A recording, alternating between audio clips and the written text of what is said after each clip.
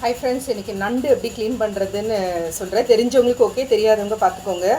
So இந்த மாதிரி நண்டு வாங்கிட்ட பிறகு ஃபஸ்ட்டு 2-3 தடவை வந்துட்டு நண்டு வாஷ் பண்ணுங்க, ஏன்னா மண்ணெல்லாம் இருக்கும்.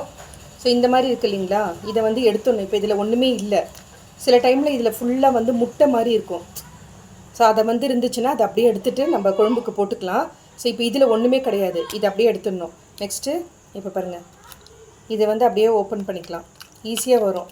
இதெல்லாம் அருவாமனை கத்தி எல்லாம் தேவையில்லை, அப்படியே நம்ம க்ளீன் பண்ணலாம். இந்த ஓடு எடுத்துகிட்ட பிறகு இந்த எண்டு இருக்குது இல்லைங்களா, நண்டு இது கால், இது வேஸ்ட்டு. இதிலலாம் ஒன்றுமே இருக்காது, இது அப்படியே பிச்சு எடுத்துடலாம். இங்கே பாருங்கள்,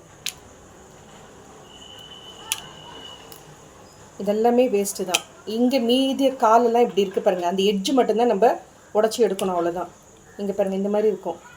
இதில் வந்து ஒரு மாதிரி அந்த எப்படின்னா ஒரு ஸ்பாஞ்ச் மாதிரி தெரியும் பாருங்கள் உங்களுக்கு, இந்த கால் எண்டு அது வந்து எடுத்தணும், அது வேஸ்ட்டு. அது இதில் ஒன்றுமே இருக்காது, சதெல்லாம் அவ்வளோதான்.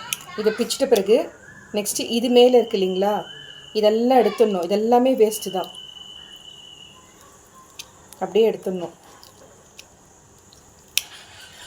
எடுத்துட்டு சில டைமில் வந்து இங்கே ஆரஞ்சு கலரில் இருக்கும், முட்டையாக வந்து கெட்டி கெட்டியாக இருக்கும். அந்த மாதிரி இருந்துச்சுன்னா நீங்கள் அதை அப்படியே போட்டு எடுத்துக்கலாம். இப்போ இது வந்து வேஸ்ட்டு, அதனால் இதை அப்படியே தள்ளிடலாம்.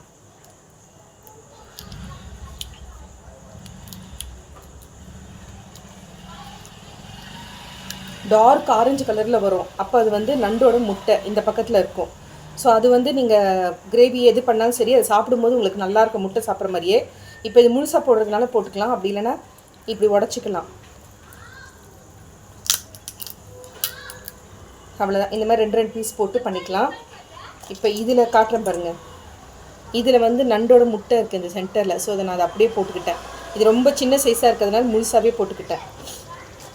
இது ஆல்ரெடி நிறைய க்ளீன் பண்ணி வச்சுட்டேன். இப்போ இந்த காலெல்லாம் அப்படியே போட்டுடலாம்.